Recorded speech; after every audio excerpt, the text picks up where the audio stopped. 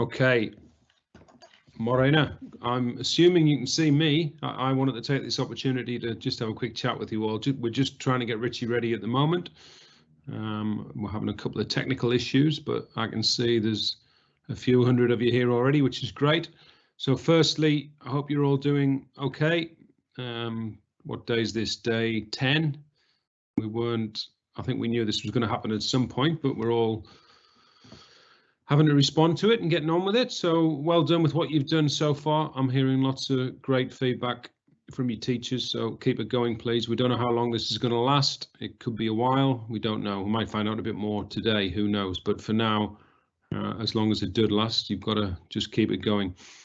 I wanted to mention a couple of things this morning that I'm hope's going to help you, and hopefully we can help each other with it. And that's reaching out to your mates. I think it might take a bit of effort to contact your mates over the weekend, but you'll feel better for it, and so will they. So make sure you're keeping in touch, please.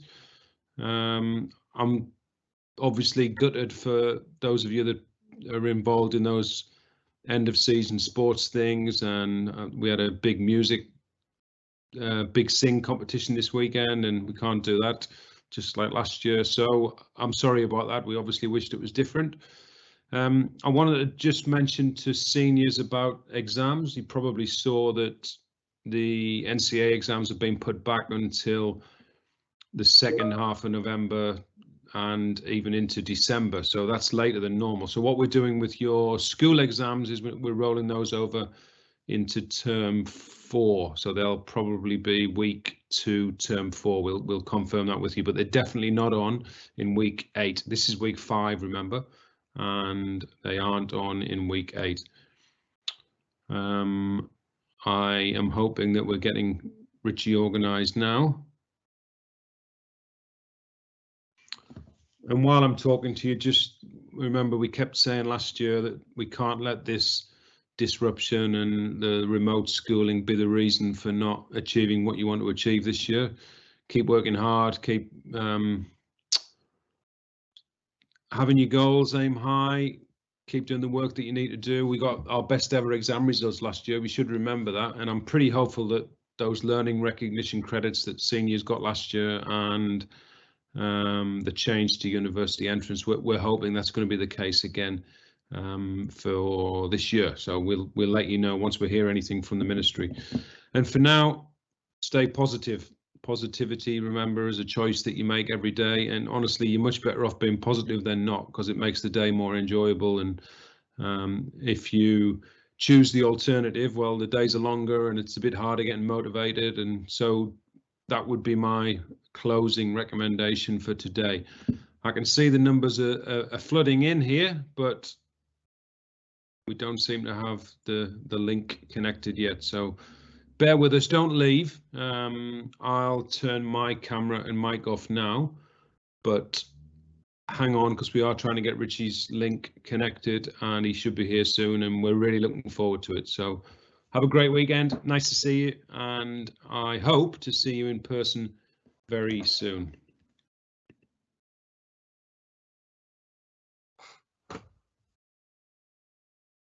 Andrew. Richie, can you hear me? Yeah, I can hear you. I'm really sorry about how long that's taken. I'm not sure what we're doing there.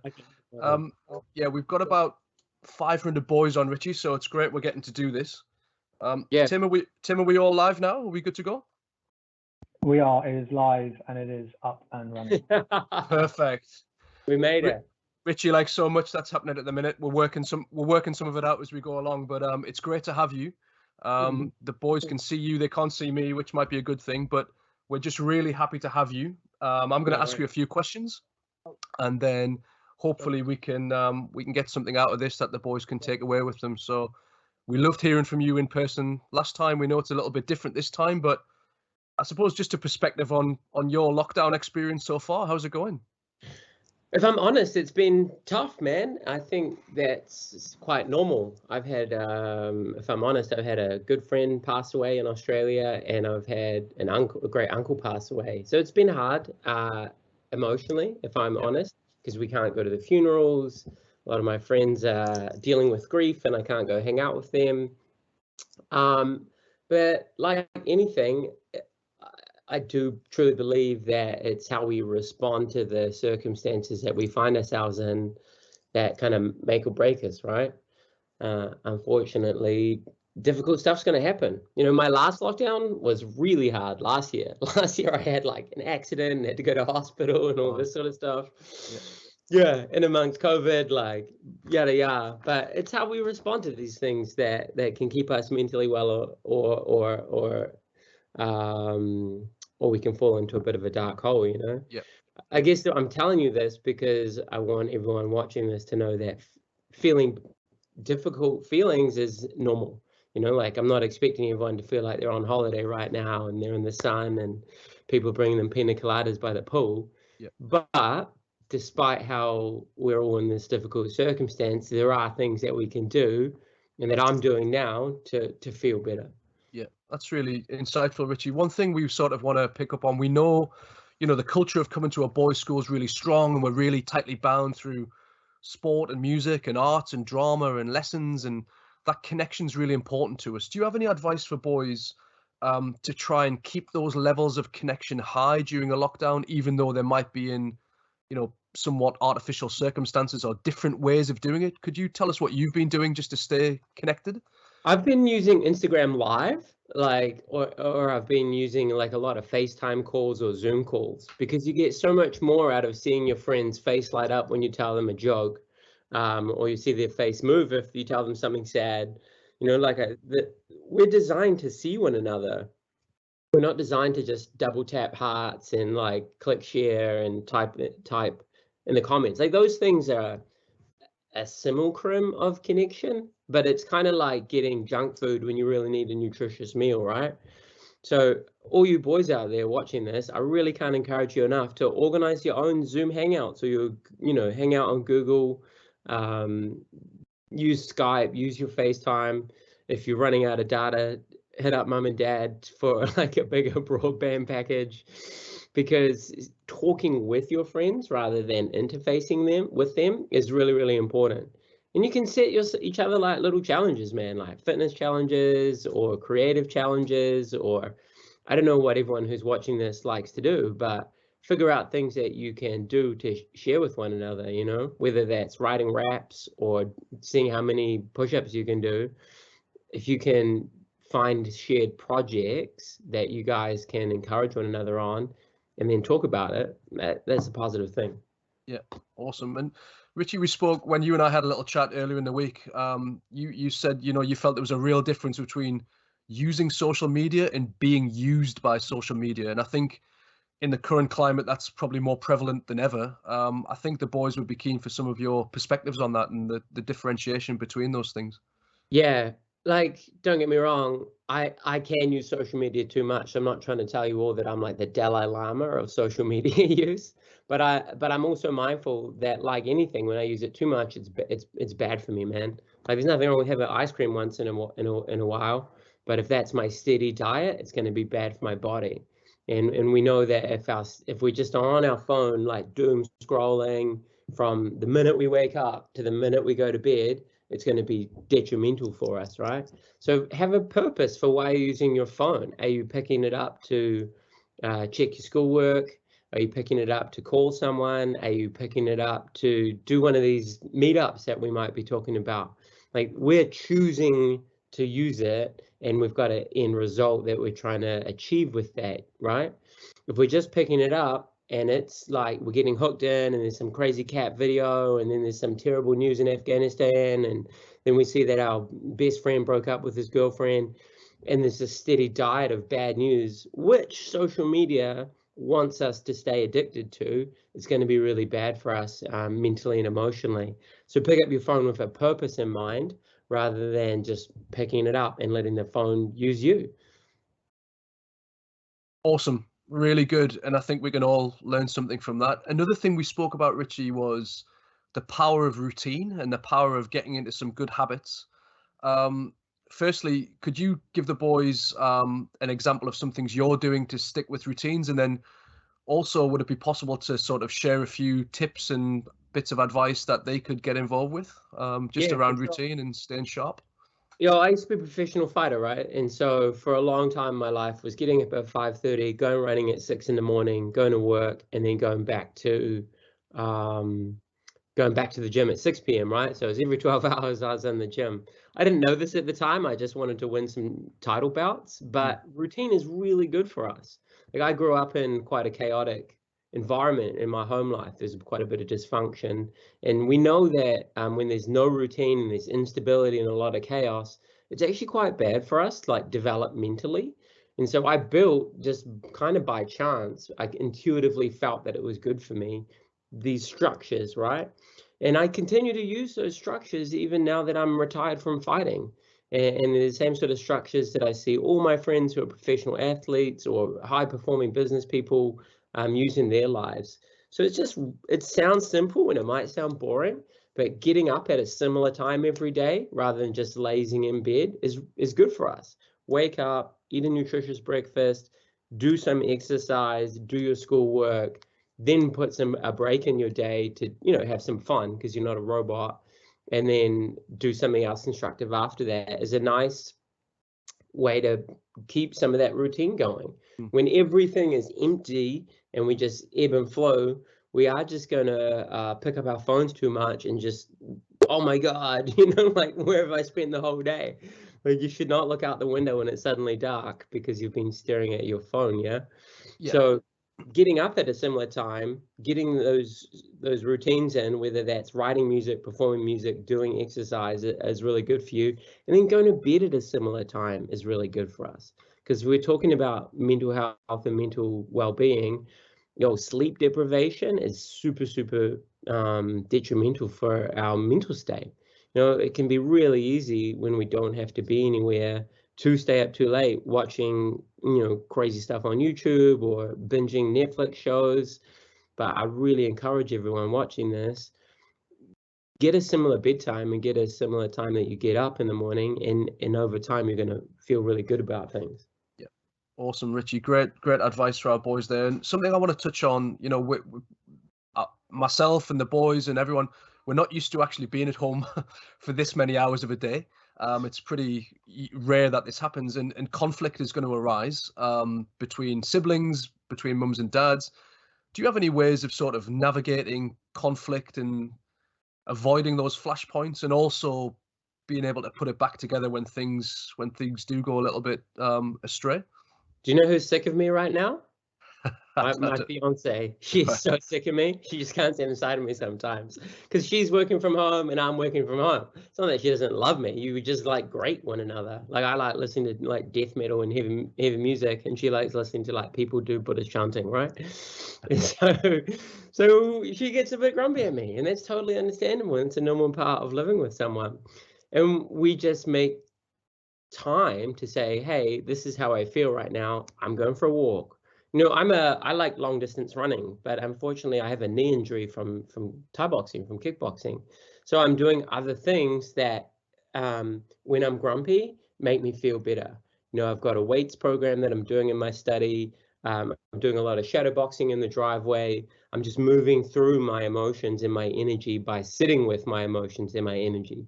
Like quite often we kind of avoid our feelings through junk food, through social media, through, unfortunately, alcohol and drugs. And they kind of numb us to some degree, but they don't get rid of the underlying problem. And I'd encourage guys out there who are maybe feeling a bit grumpy or a bit stressed or a bit confused or upset at all of this stuff to try and notice what you're feeling and then sit with that. So you can sit with that in an active sense, like doing some exercise, or you can do something called meditation. There are lots and lots and lots of apps out there, if you're not familiar with how to meditate, that will give you the tools to be able to sit with yourself and center yourself, right? Like if we're grumpy all the time, often that's because there's something inside of us, right? That we're not quite sure of. Meditation is a tool that we can all use to help us recognize, oh, I'm feeling this because of this, right? If your mum and dad are on your nerves all the time, maybe you're not entirely sure why, right? If you can recognize what's happening within your family dynamic and then have that awareness, then you can take some action. Does that make sense? Absolutely. So, and then it's about talking with it. I think about when we come to like, how do we talk about things? It's not about saying, you make me feel like this, because then there's like when you blame someone, they get defensive, right? So it's about reframing how we present our feelings. I feel like this, which means you taking ownership, right? I feel like this when this happens. And that lets the other person become aware of how their behavior might be affecting you, rather than making them feel bad for their behavior. Do you see that shift? It's a subtle shift, but it's an important shift. Yeah, and there's probably no better time to learn that skill than now, Richie. We've got plenty of time to practice, which is pretty good. Practice, man. Practice. Yeah. I'm gonna just let the boys know. I haven't let them know yet, but the panel is open for questions, so you can fire questions through, and I will ask them as we get them. But one last thing we wanted to touch on, Richie, and you know this pretty well, because you've had goals where you wanted to win a world title or a New Zealand title, and all of our boys have got goals, whether it's university, going into employment. How do you think boys can stick to their goals, even though the waters have got a little bit choppy and the picture's a little bit more blurry than it ever was before? Have you had times when you've had to stick to your goal, but the circumstances have changed? Oh yeah, heaps, man. When I was fighting, I'd like, oh, I'm going to have this New Zealand title fight or South Pacific title fight, or I'm going to go to this country, and then I'd like break my ankle or something, and like literally break an ankle, or you get knocked out at training.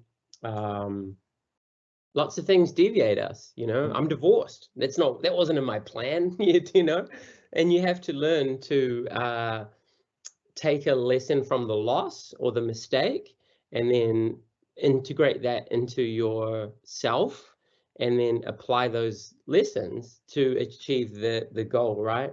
Some people do very tangible things when it comes to goal setting, like a vision board. They'll get pictures or words and chuck them up on a cork board or on a wall, and they wake up and they're looking at where they want to be in 1 year, 2 year, 3 years, 5 years, right? Writing out your plan, and not just the end goal, but the steps that you're going to take every day to move towards it. Yep. It might take longer than we expected, given that lots of us can't do the things that we want to do or need to do to achieve the things we want to achieve.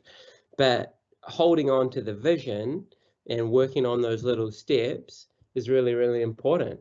I was talking to my good friend Dan Hooker today. He's fighting in 5 weeks in the UFC, world's biggest tournament, and his gym can't operate. Like, the police literally went to City Kickboxing and said, you guys can't all train here. He's not quitting on the fight. He's just working out a new plan, how to achieve what he needs to achieve in order to be successful in 5 weeks. And I know a number of guys like that. I'm writing my master's degree at university, which sometimes I'm like, why am I doing this to myself? but I'm using this time here to, normally in my regular life, I'm traveling all around the country, I'm speaking, I'm training fighters, and I'm like, damn, I wish I had some time. And now I've got nothing but time. So I'm trying to be grateful for what's emerged, right? Like, maybe this is a divine intervention to give me time to write something that I find a little bit difficult at times. So it's not just what happens to us and the circumstances we find ourselves in, it's how do we respond to them? Like, what's our attitude? What's the lens we're looking at things through? Yep. Often we kind of tend to look at the negative. Oh man, I can't see my friends. It's understandable, but there's always like another side to the coin. So I'd encourage everyone checking it out to have like a positive mental attitude. Like, we can't change what happens to us a lot of the time, but we can change how we respond to them. And I know that might sound like a corny Instagram motivational quote, but it's true. Like, if we can't decide what we're going to do with our time and our energy, then what can we do? Awesome. Thank you, Richie. And we actually, speaking of rests and breaks, the boys have got class at 12:30, so we're going to give them half an hour but we've got 2 minutes left. And I just suppose, I don't want to put you on the spot too much, but if you could leave this conversation with some advice, the top 3 things you'd like the boys to know before you get off this call, what do you think's most important to them, or what would you like to impart as a party Three gift? things that I really can't stress to you enough. I'll say 4. It's okay to feel a bit confused or sad. I'm not saying that this is an easy time, but I'm saying that there are things you can do that'll make you feel better and keep you feeling better. And those things are, don't use your phone too much. Use screen time to check out how much you're using. If you're using the phone more than 4 hours a day, it's probably a bit too much, right? So try and minimize that. Exercise every day. You don't have to be good at it for it to be good for you. Do some press-ups, do some squats, go for a run, kick a rugby ball around, and stay connected with your friends. And use technology for good. Be intentional with that social media use. You know, use FaceTime, use Zoom, use Skype, whatever it is. Google Hangout, Teams here, which has taken me a long time to figure out to use. I'm very sorry it took me so long to get online. And see each other's look. I can see you laughing, Andrew. I know you think my jokes are kind of funny. Oh, right? yeah, I'm all over it. That's good for me, right? Yeah. Like I can see the humanity in you, and you can see the humanity in me, and that's what we need to stay mentally and emotionally well. We need to feel connected to other human beings. Humans are designed to be tribal and in connection, and this time pushes us apart physically, but we can use this technology for good in staying connected like we need to be. Yeah, brilliant, Richie. Like any good fighter, you finish right on the bell, which is the best way to finish. So from my perspective and from all of the boys, we're so lucky to have you in our corner. You know, you did it in person. It was fantastic, and we can publish this now and the boys will take a lot out of it. So we're privileged to have you. I know lots of schools in New Zealand want to get you involved with them, but we're so lucky and so thankful. So we wish you the very best for the rest of your lockdown, and I know that you'll have changed how some of our boys are going to cope and thrive during this lockdown as well. So we really want to thank you for that. Gentlemen out there that are listening, this hopefully won't be the last time you'll hear from Richie. We encourage you to follow him on social media, on Instagram. He does some live fitness sessions as well, which I know some of you boys are already involved with, which is great. But he's a friend of our school now, Richie, and we want to keep that relationship going. So the more you interact with him, the more likely we are to hear from him. And we want to wish you a great rest of the day. Have a good weekend, and look after each other as well. And Richie, the final sentence can be from you, I think. Hey, thank you very much. I am sorry that it took a little time for us to start this session, and I'm more than happy to do this again, like anytime. If the boys think this is worthwhile, I'm down for it. So thanks for the opportunity. Thanks for the kind words. Thanks, Richie. Do it again. You're welcome, David. Thanks for inviting me. Awesome. Right, that's us. That's a wrap. And yeah, great to hear from you. Speak soon. Yeah, you too. Thanks for the chat. Thank you. I appreciate Bye-bye. it. Thanks, David. Bye. Bye-bye.